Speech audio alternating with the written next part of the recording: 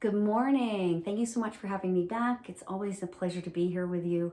And today I am here to talk about Yule and from a slightly different perspective. I know Chris mentioned it last week and was talking about the women of Christmas and some of the history of Yule, Solstice, Christianity, and how all these things kind of merge together. But I would like to look at it from the physical world perspective. Lots of times we have a tendency to think of spirituality as something that we're bringing into us, or some high ideal, or something apart from the physical world. Like the physical world is something to transcend. And I don't see it that way at all. My highest and best, or should I say deepest and best, spiritual experiences or experience of spirituality has been nature-based spirituality and the practices that I embrace now. And I've tried a bunch of things, but this really works for me, and it is slightly different. I see nature as divine in and of itself, and the spiritual experience is to be had in this world, in nature. That's my perspective. It may not work for you. It might work for some of you. I don't know. But that's what I can share, is my own experience. So today what I wanted to talk about is, yes, Yule stood for the return of the sun, S-U-N. The sun coming back was sacred to the tribal peoples, and they needed their crops, they needed their livestock fed, they needed to survive the winter.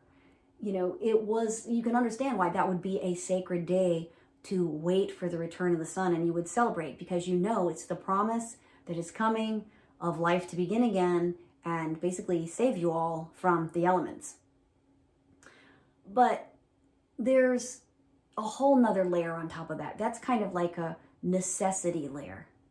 But in the physical world, there's another layer. Once you get past the need to survive, there's also the layer of being present here, now, in this present moment. You hear about that all the time. The power of now, mindfulness, this, that. It's no different in paganism or neo-paganism, whatever you want to call it, my witchy ways, except that I am focused on being in the body, in this place, as an integral part of that experience. And so being here, and I think I mentioned Cernunnos is the horned god, which is, Yule celebrates the rebirth of the horned god, which is the sun, right? And Cernunnos signifies or symbolizes vitality, vegetation, growth, the hunt, action. So when we are embracing the promise of Yule, or we're celebrating Yule and embracing the promise of the return of the sun, we are also transitioning from a period of cocooning and reflection, introspection, and gather around the home and hearth back into a forward movement of action.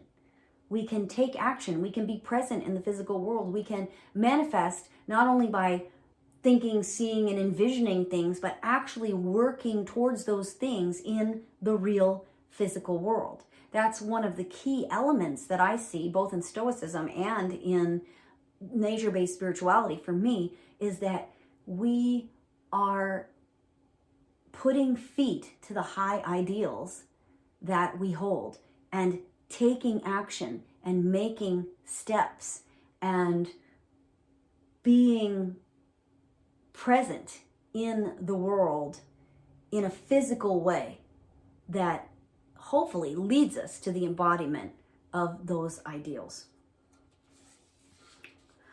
So talking about Yule as a time of promise, we already said it's the promise of the sun. We know it's going to come. We can't see it yet because we're at night still before the sun returns, but we know it's going to come. That is the promise of the earth to us. And that's what we're celebrating at Yule. In this longest night, we're celebrating the morning coming and the return of light. And I wanted to read you this poem, this Yule poem by Patty Wygington, I believe. I'm not sure how to say that, but that's my best guess. About Yule. And you'll see it's the physical aspects, and there's an extra element at the end. Let's listen. The wheel has turned once more, and the earth has gone to sleep. The leaves are gone, the crops have returned to the ground. On this darkest of nights, we celebrate the light. Tomorrow, the sun will return, its journey continuing as it always does. Welcome back, warmth. Welcome back, light. Welcome back, life. Shadows go away. Darkness is no more as the light of the sun comes back to us. Warm the earth. Warm the ground. Warm the sky. Warm our hearts. Welcome back, sun. So I think that poem begins to touch on the shift from the physical gifts to the intangible gifts of a heart-centered space. And for me, this is one of the greatest gifts of this holiday season, in the winter, in the dark. It's the change of our hearts and the feeling that you get. It sometimes is in the air, and people are kinder. They're more open. They're giving. There is some magic that happens at Yule, at Christmas. It's undeniable. Most of the time, this is the experience that we see if we look for it. And that's why I did the Solstice Carol this morning, because I think that song perfectly embodies that. It says, the long night draws near, but all who need comfort are welcome by here. And it goes on to talk about the sick and the poor, the hungry, the lost, all are our children, no matter the cost. It's about taking care. It's about connecting. These are the intangible gifts of Yule, the things that we can't put our hand on, but we feel most strongly. And for me, these are the spiritual aspects. This is my spirituality. Here's another poem that I wanted to read. This is a Celtic-inspired Yule blessing, again by Patty Wygington. The food is put away for the winter. The crops are set aside to feed us. The cattle are come down from their fields, and the sheep are in from the pasture. The land is cold, the sea is stormy, the sky is gray. The nights are dark, but we have our family, kin, and clan around the hearth, staying warm in the midst of darkness. Our spirit and love, a flame, a beacon burning brightly in the night. And again, where does that go? Straight to the heart. For me, that's what being witchy is. That's what the whole concept of a hearth witch is. I would consider myself a hearth witch, which you can shortcut it and just say heart witch, in my opinion, because it's all about creating a sacred space in your home. It's about cooking with love. It's about being mindful of what you're putting in what you're doing. It's about all things that bring you that feeling of community and care and warmth and sacredness. And that is spirituality in and of itself. And all of those things I just mentioned are physical tasks. They're things that you do, but it's the energy that you put into it as you do it and the intention that you're setting in your space. So for me, the gifts of Yule, and I'll call them the spiritual gifts of Yule, are connection.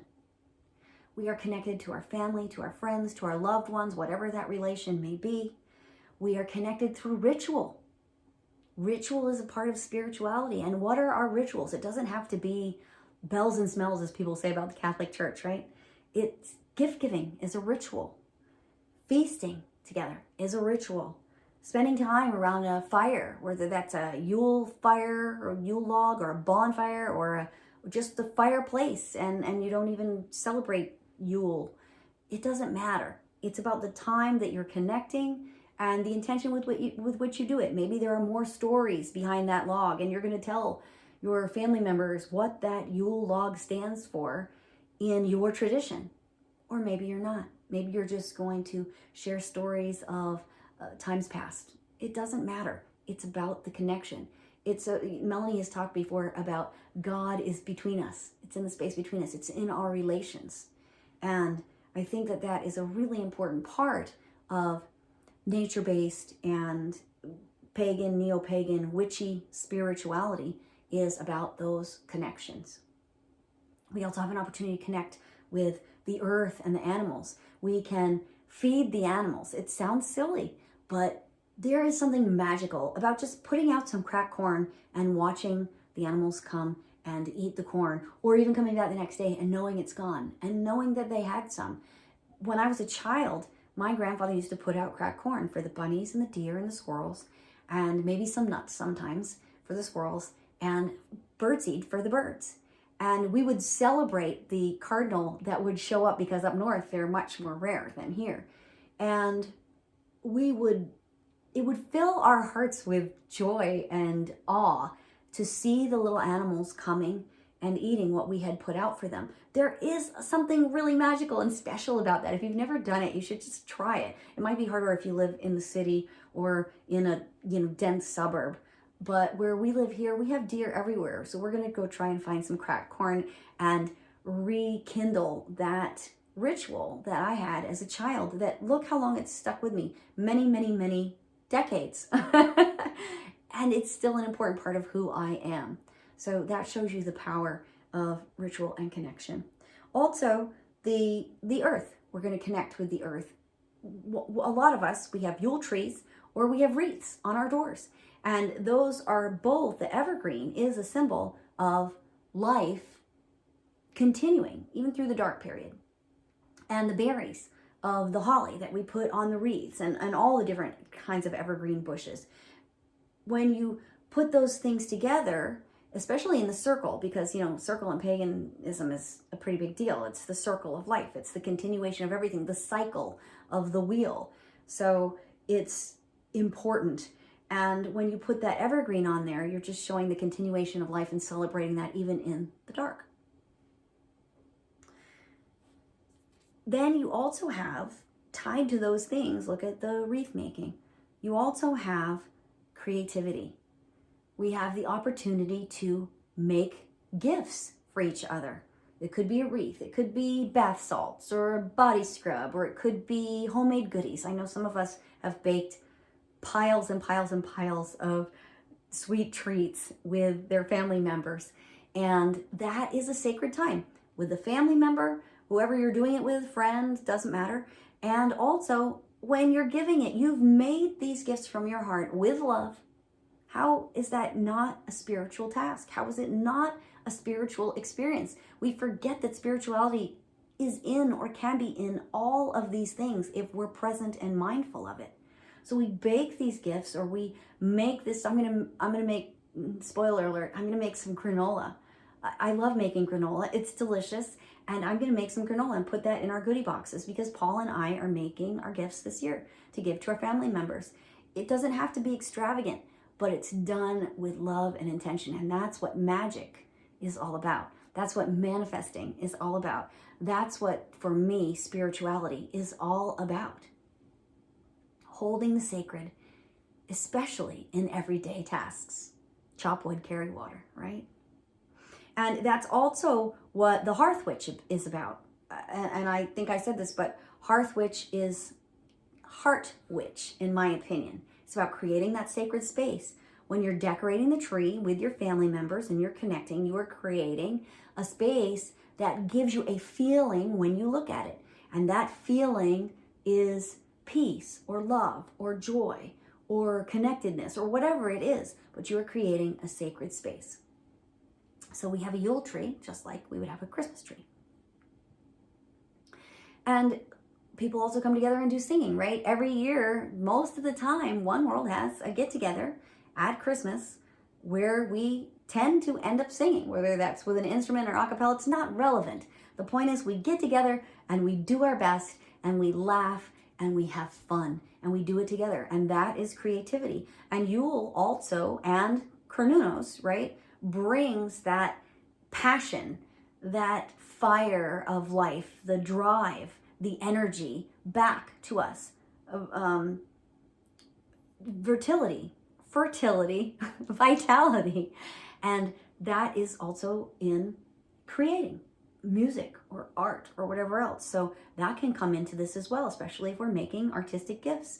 I have a family member who does paintings, and that's her gift, and literally and figuratively in what she has received from spirit and what she gives to others as well. And last but not least, gratitude.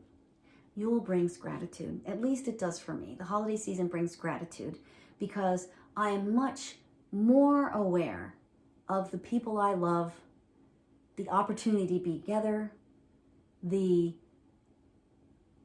energy and warmth and joy that I put into making our gift baskets, the fact that I can make those little gift boxes for my family members. There's so much to be grateful for, and sometimes we just take the physical world and the natural world for granted. We just think that because it's always been there, it's always going to be there, and it's just part of life. We drive on the road and we keep going. We build our house on the mountain and we keep going. You know, some of us are very tied to, we love to be at the lake or at the ocean, and people can kind of resonate with that a little bit more. But we forget about the earth that's right under our feet when we walk up from the street to our home or in our backyards. If we treat these things differently and we look at them differently as sacred and we make them a sacred space, then that's what they are, and that's what they become, and that's what they bring to us. And we can remember that, and we can be grateful for all of these things. So these are some of the traditions that are neo-pagan traditions of Yule. It sounds an awful lot like Christmas. I think some of you are going to realize it's pretty much the same stuff, and as Chris mentioned last week. But what's important to me is not whether I believe in a baby Jesus or Carnunos or the birth of the horned god to the goddess at all.